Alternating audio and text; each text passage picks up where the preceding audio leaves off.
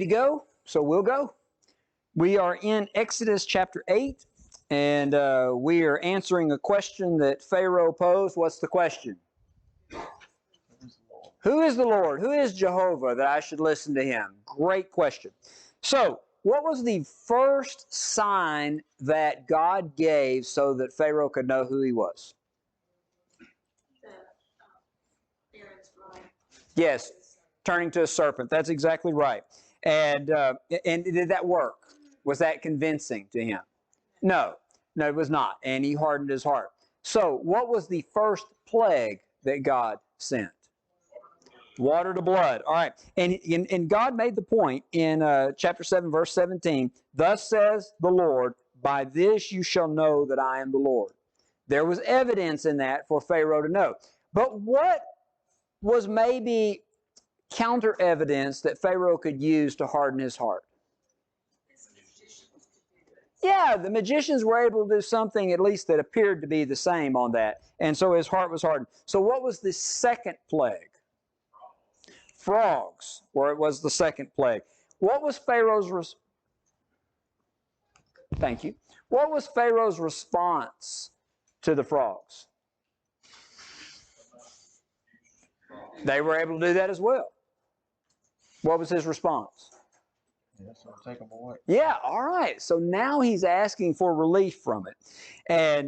And so Moses says, all right, I will give you some relief from that. When?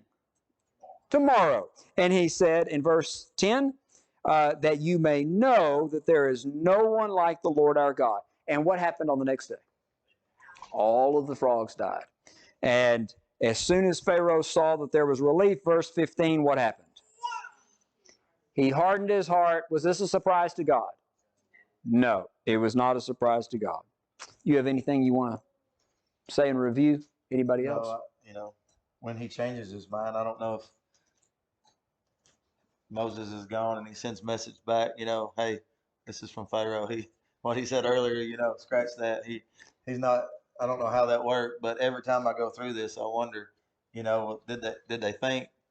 Are they packing their stuff up? Are they ready to go? Are they getting ready to go out and for 3 days and worship in the wilderness, and then a message comes back from Pharaoh that says no, or if they're getting their hopes up every time that it may actually be the time that this is it, but anyway, again, we're going to see it over and over again. This happens that he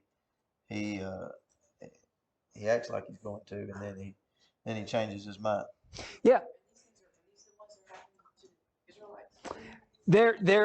I would say that's questionable, but we're going to see very soon that there will be a clear distinction, which makes me think that yes, maybe the Israelites were suffering these things as well. They were having to endure these things also. Because they need to, at this point, also. That's exactly right. Yes, that's exactly right. And you were making the point about are they getting their hopes up every time? I do think that we see a progression, at least with Moses, that Moses seems to catch on more and more how this is going to go down. Because at first, he goes and talks to Pharaoh, and what does he expect to happen, it seems? That Pharaoh's going to let him go, or things are going to work out. And then he's kind of disillusioned by the answer that he gets. But we see that very soon, he's not surprised at all by this. He seems to have a clear picture of what God's plan is. At first, he kept also bringing up, I'm of uncircumcised lips, and he kept bringing that up for a little bit. But it seems like he finally realizes, I'm just the message, the one he's sending the message through. This is not me. All I have to do is go, and God is handling this. And we don't see that anymore from him. He just seems when God says go, he goes and delivers the message to Pharaoh. And we don't see that anymore from him. That doubt in his mind anymore. Mm-hmm. Anyway. Very good. Anybody have anything else before we move on to the new material? All right, so verse 16. So the Lord said to Moses, say to Aaron, stretch out your rod and strike the dust of the land so that it may become lice throughout all of the land of Egypt. New King James says lice. Anybody have a different word there? Gnats. The reason that there's a difference in terminology there is we don't really know, The Hebrew word, I think, implies the idea of a blood-sucking, biting insect or a blood-sucking insect. And so it's some, some small, it could be ticks, I don't know. But it is probably biting gnats or lice of some type. And can you envision what is being described here? He strikes the ground, and the dust comes up, and as the dust, I guess, circulates and settles, it's no longer dust. It's biting insects. And I don't know about you, but I don't like biting insects. Does anybody else have the problem with even imagining that you may have fleas or something like that? And what happens? Start talking about head lice. Yeah. That's exactly right. And can you imagine they're just settling on people everywhere?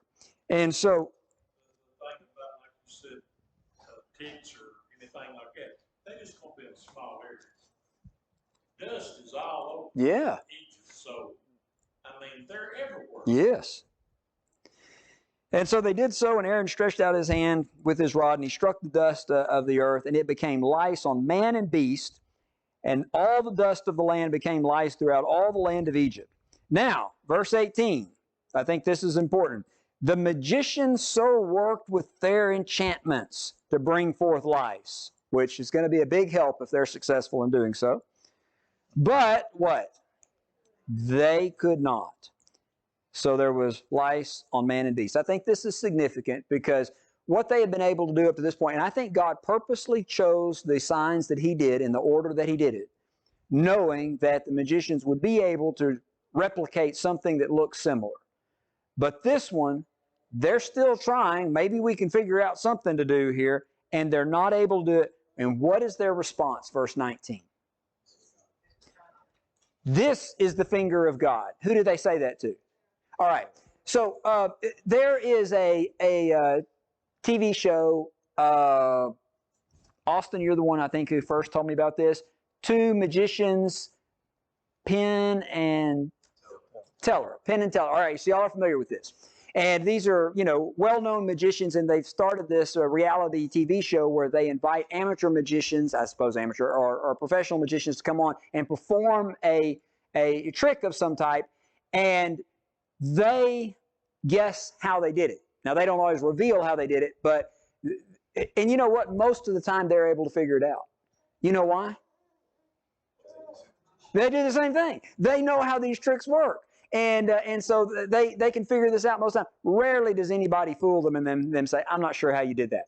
What I think is taking place here is these magicians, by their enchantments, are quite used to going through and performing certain tricks. When Moses and Aaron come and do something that is similar to what they've been able to do by their enchantments, they're like, okay, I'm not sure if I've never seen this trick done that well before, but we know how these tricks work. When they get to this point, they're like, this is no trick. Who would know better about true power than one who uses deception? In other words, they know how deception works. And what they see is, this is not deception. And so at this point, when they realize, we can't fool Pharaoh anymore, and we know what's going on, they go to Pharaoh and say, this is the finger of God. Now, God has been saying, I'm doing this that you may know who I am. The ones who have probably helped in hardening Pharaoh's heart have been these magicians, and now they come to him and they tell him the truth. This is the real thing. This is the real deal. And you need to listen. And does Pharaoh listen? No, he's not going to listen. He's not going to listen. Shown a lot of power if they got rid of the lights. Yeah. That's exactly right. Yeah. So Amanda made the point, it showed a lot of power if they could maybe get rid of the lice and do something about these plagues, but they're not able to do that. And they're saying that this is the finger of God, like he just, this is just something easy for him, or it's just the beginning. it may be. I don't know. Yeah. There may be significance in that. I don't know. I know that term's going to be used later on in the Bible as well. And that may be. It may be like, this God's just playing right now with what he can do. I don't know if that's the case or if they're saying that this God is just the source of this. I don't know, but that is a good point. Have we gotten all the way through 19? No, yeah. Yes. You might have to make a comment. No. Yes. So it's interesting. The last one, Pharaoh said, "Make this go away." He doesn't do that with this one. His magicians are able to do it. They tell him this is God, but he doesn't request relief from this one. No. I don't know why. I don't either. Yeah. More stubbornness. Yeah. Maybe. I assume it is stubbornness, but I would think I don't know if I could put up with frogs better than biting insects or not. But I would think I would be crying uncle at this point. I think that frog probably went away the way he envisioned that to go. Yeah. That's That's true. true. They're gonna have to clean up the mess. Yeah. Maybe. Maybe. Any other thoughts? It reminds me of people, well, I was talking to you about this yesterday, and people say, I don't know, I wasn't here Wednesday night, but when your friends tell you something that you really need to know, and how that's your true friend, well, they were being a true friend of Pharaoh. Yeah. Going, psychology here, but it's true, like, they were really trying to help him, but so often that's what we do when we hear the truth. It's like, we have to be careful not to be that, like, have a heart like Pharaoh, just to, I don't want to hear that. It's not, That's right. I don't accept that. Very good. All right, so Pharaoh's heart grew hard again, just as the Lord had said. And then verse 20, and the Lord said to Moses, "Rise early in the morning and stand before Pharaoh as he comes out to the water. Then say to him, Thus says the Lord, let my people go, that they may serve me. Or else, if you will not let my people go, behold, I will send swarms of flies on you and your servants, on your people, and into your houses. The houses of the Egyptians shall be full of swarms of flies, and also the ground on which they stand. And in that day I will set apart the land of Goshen, in which my people dwell, that no swarms of flies shall be there, in order that you may know that I am the Lord in the midst of the land. And I will make a difference between my people and your people. Tomorrow this sign shall be." So again, Moses receives instruction from the Lord as to how he's to approach Pharaoh here, and tell him that let him go or I'm fixing to send flies. And again, kind of like the lice, we don't know any more detail as to what kind, any kind of flies, and the numbers that they describe here would be a problem. It could have been, what we would call a common house fly. It could have been, deer flies or horse flies or any fruit flies that, would eat things like that. But this is going to be the next plague. But something very different happens here, and we don't know if this has happened up until now, but it does, because it makes a distinction here. It makes sense that this is the first time it's happened. What else is added in this time with his message to Pharaoh? He said, just to prove the Lord is in power and that the Lord is behind all this and that I am the Lord, I'm going to draw a line, and this is only going to go up. It's only going to affect Egyptians. It's not going to affect Israelites. And the land that the Israelites live in is not going to be affected. So this is even greater proof that the Lord is behind this. And this would be even anybody that might have doubted up to this point, this will be even more proof as far as that this is the Lord behind this. So in verse 24, and the Lord so did. Thick swarms of flies came into the house of Pharaoh, into his servants' houses, and into all the land of Egypt.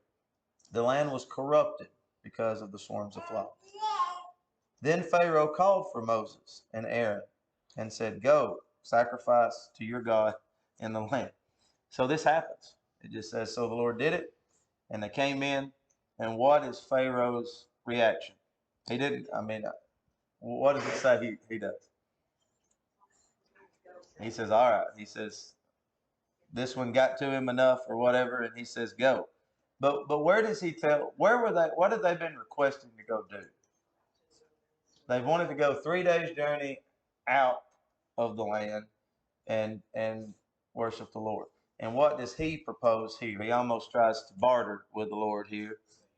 He says, all right, you can have your ceremony, your sacrifices to your God, but do it here. Do it here in the land. So he's trying to negotiate, I guess, a little bit in this. But Moses, in verse 26, said, it is not right to do so, for we would be sacrificing the abomination of the Egyptians to the Lord our God. If we sacrifice the abomination of the Egyptians before their eyes, then will they not stone us? We will go 3 days' journey into the wilderness and sacrifice to the Lord our God as he will command us. So Moses says, no, that's not what the Lord has.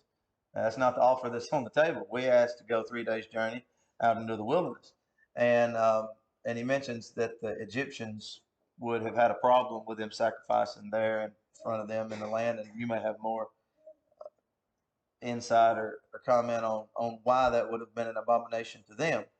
But Moses does not accept Pharaoh's offer. He says, we need to go 3 days' journey. So in verse 28, Pharaoh says, I will let you go, that you may sacrifice to the Lord your God in the wilderness. Only you shall not go very far away. Intercede for me. So he says, don't go far. And then you have the intercede for me. That's the first time that, he's asked from to get rid of the plague, more than once here. But this whole idea, it's almost that he's realizing, even though he's too stubborn to give in, he realizes, the power of God. And he asked them to go to the Lord on his behalf and intercede for him because of this plague here. Any comments or anything up to this point? I think Pharaoh was more worried about anything that he could say to Moses that would get him to talk to God and stop the plague. It wasn't necessary to let him go. He just wanted the flies to stop, like he told him about the frogs, and tomorrow they died. But undoubtedly, the flies must be pretty bad to the point to where he's trying to think that God don't know his heart and Moses don't know his heart by trying to deceive him with saying, yeah, I'll let you go. But get with God and have him stop this from us. Yeah, imagine, flies are annoying. Somebody spreads chicken litter or something on the field next to your house and it rains and you got flies. We think that's bad, flies buzzing around your ear, or something like that. But imagine the torment that it would have been to have them to the level that it says that they have them here. Yeah, so one of the things that it says about the flies in verse 24 is the land was corrupted because of the swarms of flies. What we normally have mostly here are just common house flies, I suppose, kind of what I've got pictured here. And they're pretty bad. Last year, we had a pretty wet summer, and we just the regular flies that are on livestock around here are not necessarily biting flies most of the time. And last year, my sheep had a problem with flies. And I happened to see one of my ewes lagging behind, and I thought, well, I wonder what's wrong with her. I better go check on her. And so I went up, and as I approached, I could tell she wasn't doing well. And she had a pretty shaggy coat. And so I just made a quick lunge at her and grabbed her, and she was too slow to move. And when I grabbed her, I grabbed on the top of her back where the wool was the thickest. And when I did, to catch her, it just all pulled off. The wool didn't pull off, her whole skin pulled off. What had happened is the rain had caused that moisture to collect in that wool, and guess what the flies did? Laid eggs. Maggots had eaten her completely on the outside. Now, I'm not trying to, I can show you photos of it, and it'd really be graphic. But what I'm trying to paint a picture there of saying even common flies that don't bite, sting, can be very destructive in a way. And the land was corrupted. We don't know what kind of flies these were. We know fruit flies destroy millions of dollars worth of crops. They spread disease. Common flies spread disease. But whatever kind of flies there were, the land was corrupted. What does that mean? I don't know. But it was severe enough that Pharaoh is saying, all right. Now, I want to make one comment about this compromise with God. All right, you can go. You can go. But here's what. Okay, so here's Pharaoh, and Pharaoh is humble enough to say, all right, I'll bargain with God on this. We'll start negotiations. Do you negotiate with Yahweh? No. And that's what Moses says. No, we're going to do what God commands us to do. We don't have any options other than that. We're not at liberty to say, well, we'll do part of what God. Well, I'll tell you what, if you're willing to do this, then I'm willing to do that. That's not how it works with God. And you know what? People still try to do that today. People still try to do that today. And all right, well, I'll tell you what, I'll do this much for God. But He's going to have to back off some of His restrictions. He's going to have to, that's not how it works. It's either complete submission or it's nothing. And Pharaoh is not yet at that point where he's grasping that. Even in his second comment here, he's like, okay, well, you can go, but don't go very far. That's not dealt with in this particular exchange, but they're going to go as far as God wants them to go. That's the only way it's going to work. And Pharaoh's not yet to that level where he's grasping that. Any other thoughts through verse 28? Pharaoh's kind of still trying to show that he is at power. It's not his leg. Right. He's still at power. Mm-hmm. Kind of reminds me of the same cycle that children of Israel will go through during the time of the judges, but on a much quicker. Yeah, that's right. As soon as God relents a little bit, he's like, Yeah, very, very good point. That cycle seems to repeat itself a lot throughout history, doesn't it? You want me to finish up? Yeah, go ahead. So 29, Moses says, Pharaoh says, okay, go, but just don't go very far. Intercede for me. And Moses said, indeed, I am going out from you, and I will entreat the Lord that the swarms of flies may depart tomorrow from Pharaoh, from his servants, and from his people. But let Pharaoh not deal deceitfully any more, in not letting the people go to sacrifice to the Lord. So Moses went out from Pharaoh and entreated the Lord, and the Lord did accordingly to the word of Moses. He removed the swarms of flies from Pharaoh, from his servants, and from his people. Not one remained. So a couple interesting things there. Moses, as he leaves, he said, he says, let Pharaoh not deal deceitfully anymore and not letting the people go. He said, you're making this harder on yourself than you have to. Why do you've changed your mind over and over again, but you don't have to do that. You don't have to deal deceitfully anymore in this situation. But anyway, he goes and the Lord removes the flies. And it says, I don't know how this is done. When it had frogs, it said there was piles of frogs left over, heaps of frogs, and they stank. This says that they're removed from the land, not one remained, which is interesting, however that happened. But they're gone. All the flies are gone. But in verse 32, but Pharaoh hardened his heart at this time also, neither would he let the people go. So he changed his mind again. Yeah, I want you to kind of, this is an interesting line of thought, and I do think it plays into the text a little bit later on. Let's say you're an Egyptian. With this plague in particular, would you be tempted to go over to your Israelite neighbor and sit on his porch during the day? I mean, do you see how there would be a distinction in people's mind now of saying, wow, I would much rather be with the Israelites than with the Egyptians because I wouldn't be pestered by these flies. And so I think that's something. And not one remained. Can you imagine going from one day where they're in your nose, they're in your ears, they're everywhere, to the next day? All fly off. Yeah, nothing. Nothing. And not one. Can't find one anywhere. Not a remnant of one. Amazing. How does that happen? What an amazing coincidence. No, it's not a coincidence. It's clear. It's clear. Any other thoughts? By the way, 32, who hardened his heart? Pharaoh did. All right, so you see, God's hardening his heart. Pharaoh's hardening his heart. How's this working? God's providing the opportunities. Pharaoh's making the decision. It's also interesting that in the Egyptians' minds, that the Israelites herdsmen, they were an abomination to him. Well, God's making the whole land of Egypt just a desolate wasteland. Yeah. After these plagues, and he stops, and he's getting to where Goshen's not getting what the Egyptians are getting. Right. So he's almost flipping it on its head. Yes. Very good point. Anything else? All right, so chapter 9, verse 1. The Lord said to Moses, "Go into Pharaoh and tell him, 'Thus says the Lord God of the Hebrews, let my people go that they may serve me. For if you refuse to let them go and still hold them, behold, the hand of the Lord will be on your cattle in the field, on the horses, on the donkeys, the camels, the oxen, and the sheep.'" I've always wondered why goats are not mentioned there. Maybe the Egyptians didn't have a lot of goats. I don't know. "There will be very severe pestilence, and the Lord will make a difference between the livestock of Israel and the livestock of Egypt. So nothing shall die of all that belongs to the children of Israel." You're Pharaoh. You hear this.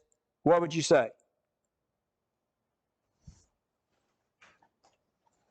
All right, you're you in Pharaoh's position. What would you say? I wanted my shackle and then I'd say, okay. Yeah, hold on. Before this goes any further, maybe I need to reconsider. Maybe I need to reconsider this. But God's given him an opportunity. In other words, God didn't have to have Moses go in and speak this to Pharaoh. He could have just done it. But he gives him an opportunity, saying, "Now listen, let him go, or else this is the next thing that's going to happen." And so the Lord appointed a set time, saying, "Tomorrow the Lord will do this thing in the land." You have 24 hours, basically. I don't know if it was literally 24 hours, but you've got till tomorrow. And what's Pharaoh going to do with that time? Squanders it. And how foolish, right? We look at that, how foolish. God has said that there's going to be a time when we're going to be judged by him if we do not repent. We don't know how long that will be, but how foolish to squander it, to be stubborn about it. Anyway, so the Lord did this thing on the next day, and all the livestock of Egypt died. Oh, wow. I can't imagine what it would be like to walk out and see, if you're a farmer, see everything in your pasture laying there bloated up. It would be disastrous. And then look in your neighbor's pasture and what? Everything. And the next pasture, everything.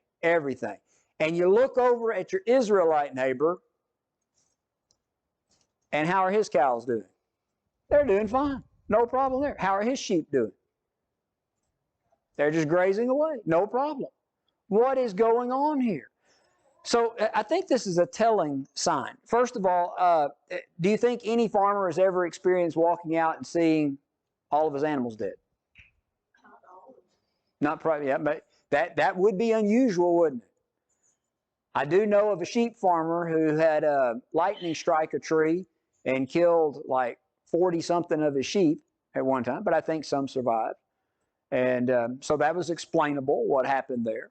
But what happened if all of your sheep are dead, not a single one survives? All of your cattle are dead, not a single one survives. All of your horses are dead, not a single one. All of your donkeys are dead. What kind of plague does that? And particularly when right across the fence, all of the Israelites' sheep and goats and everything are fine. What's going on here? It's pretty clear what's going on here. That you may know that there's no God like me. And so Pharaoh sent to check it out in verse 7, and not even one of the livestock of the Israelites was dead. And this would be economically devastating to the nation. And how does Pharaoh respond? Yeah, his heart was hardened, and he did not let the people go.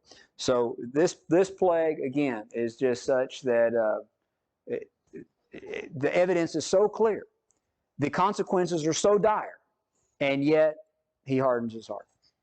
Also, too, when God actually chose the cattle to die, later on you'll see that the Israelites actually worshipped a golden calf.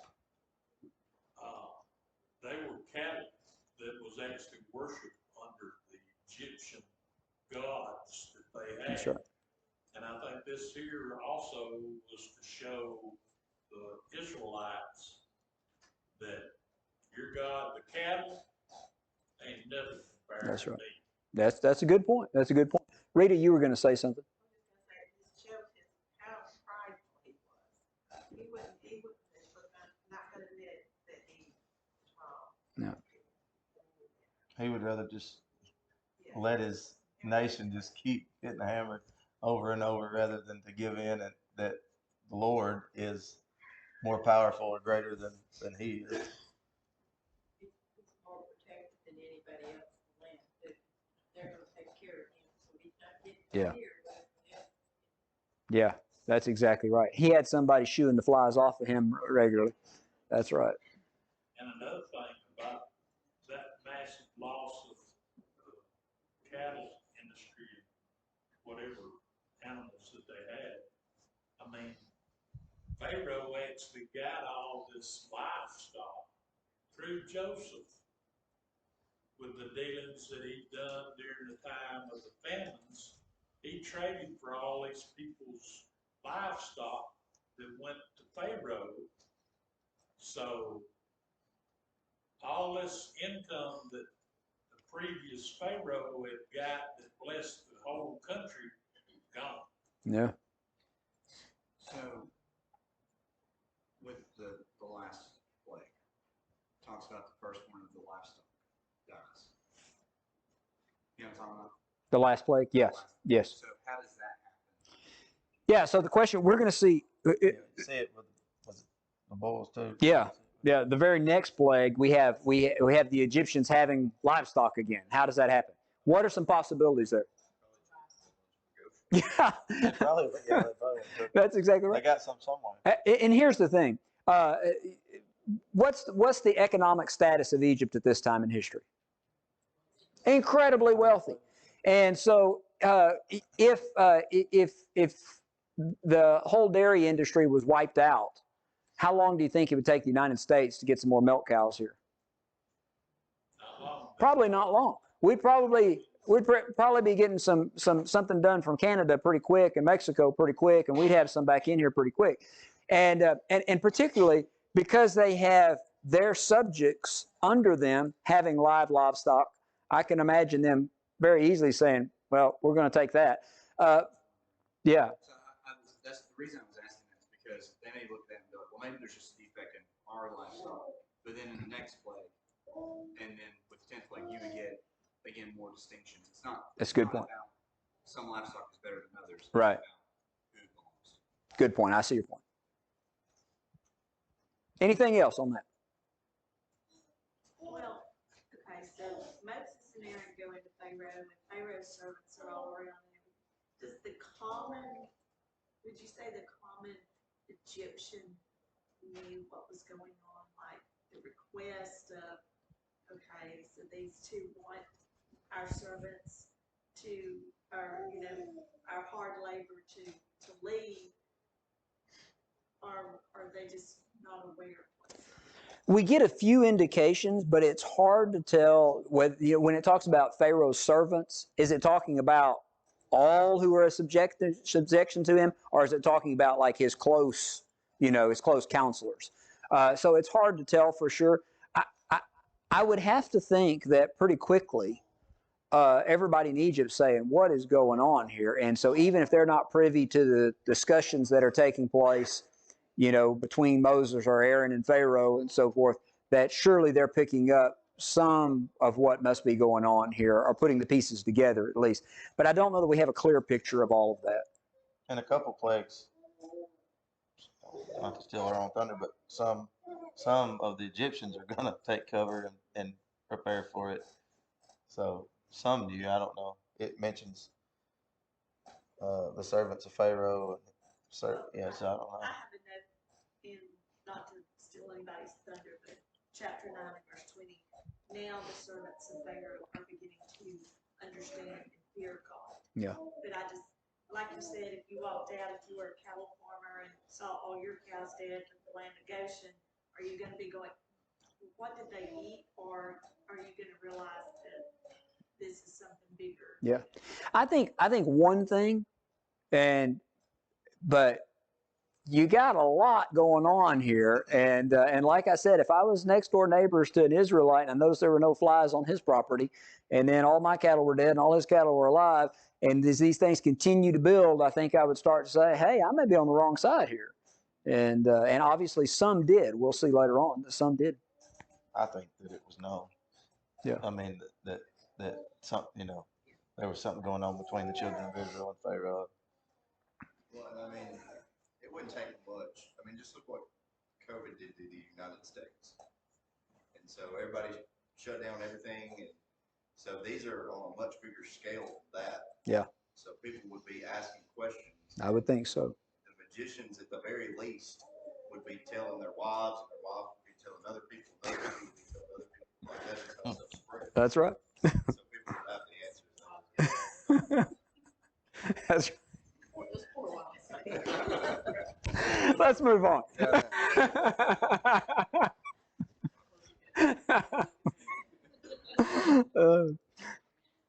All right.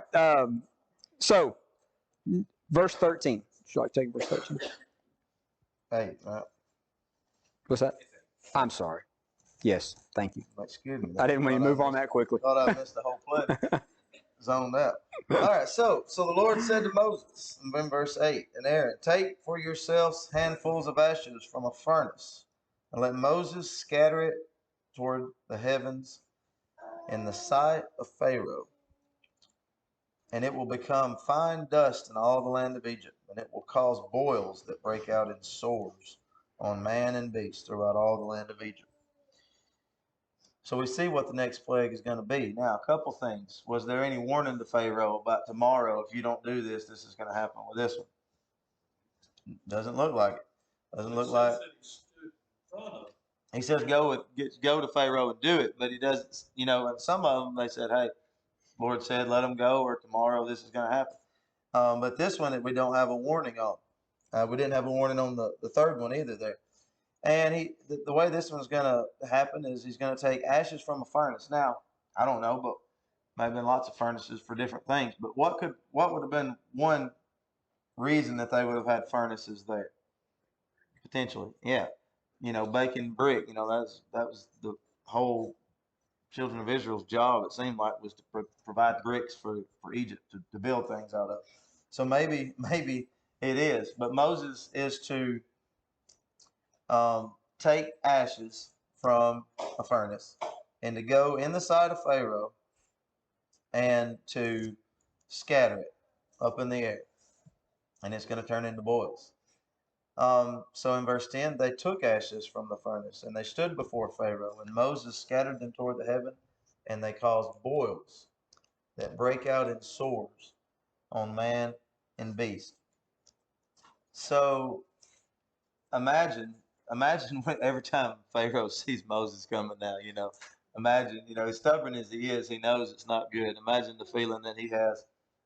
And Moses doesn't even say anything this time, does it?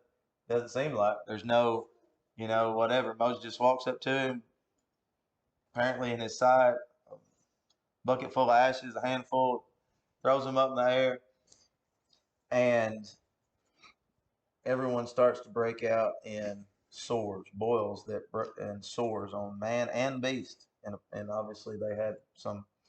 I don't know if beast is livestock or other animals that were not considered livestock, but again, very miserable sounding plague. But in verse 11, and the magicians could not stand before Pharaoh because of the boils. So apparently, it says, for the boils were on the magicians and on all the Egyptians. So apparently, it hasn't mentioned the magicians in a while, but apparently he's still at least been going to them or inquiring of them as to could this be trickery or whatever. But it brings them up again here, and they're so affected by this. I mean, this is like debilitating almost to the point they can't even come to him and try to explain what this could be. Yeah, this progression of this showdown between Moses and Aaron and the Pharaoh's magicians, as it starts off, already it starts off with Aaron's rod or Aaron's serpent swallowing theirs. But now it's to the point of they can't even stand before them and be in their presence because they're in pain over this. And so you see how this when, we can kind of replicate something inferior to what they're doing, to we can't do it at all, to we can't even stand before them. And so who's being exalted in this? God's being exalted in this. That's right. The other thing is, when this actually happened, I mean, just think what Pharaoh and all the ones that sit his court thinks. When this happens, Moses and Aaron is, nothing's wrong with them, and then everybody else has got the bowls. Yeah. And you get the idea from this that this happens instantly.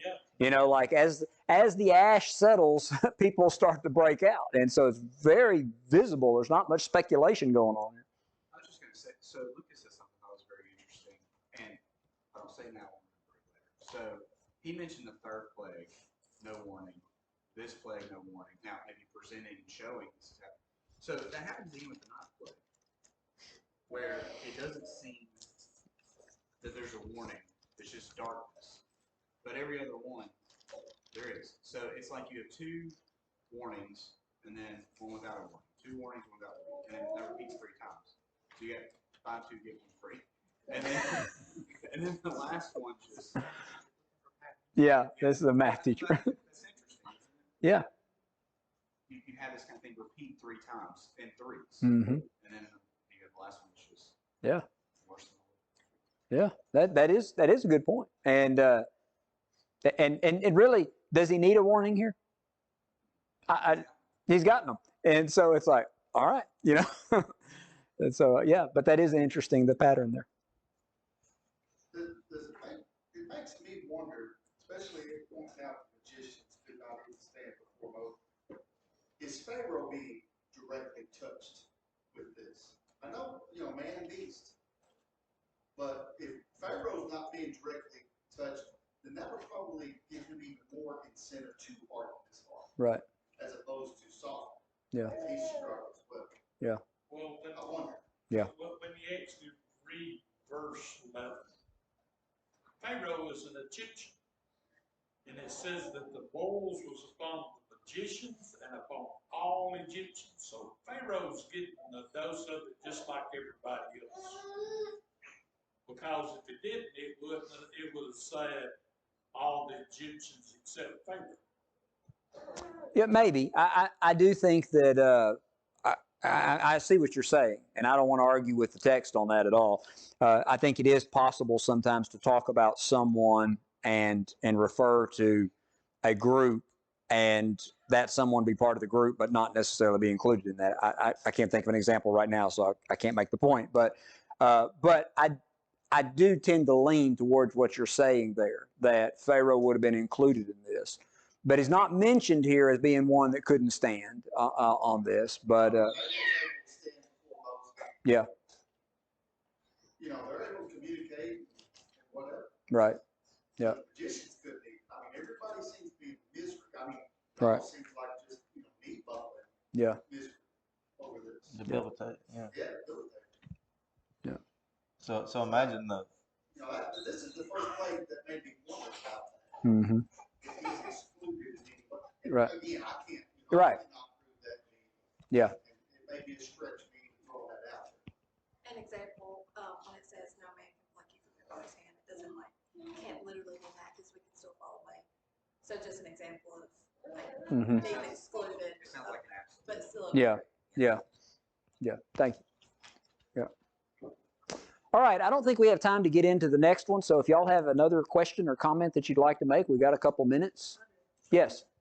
Were the Egyptians considered shepherds, people that had animals like that? They were abomination. These animals that they had, they weren't shepherds to them. They just kept them for food or for work. So now I understand. So they had sheep. Yeah. So here is I'm again trying to think of an example. All right. So tanners back in Middle Ages, tanners were considered pretty nasty people. It doesn't mean that no Anglo-Saxons in the Middle Ages were not tanners, just because generally Anglo-Saxons thought of tanners as being abominable. So I think that there were Egyptian shepherds. It's just that was really looked down upon. And so, but now to the whole Hebrew family, all of Jacob's family were shepherds, and so that whole group are abominable in that. That's my understanding of how it works. So it wasn't that an Egyptian would never be that. It was just like that was the lowest of the low in their society. Any other thoughts, comments? All right, thank you for your good attention and appreciate the comments very much. We'll pick up with the 7th plague next time, and things are going to be ratcheted up a little bit. It's about to get a little bit more intense, and that's God's intention. Thanks for watching. If you found this video to be beneficial, please follow us on Facebook or subscribe to our YouTube channel. Feel free to share it with others that you feel like may benefit from it. If you need to contact us, please contact us via email at quinn.church@yahoo.com. Also, if you're in the area, we would love for you to come visit with us at one of our assemblies. Have a good day.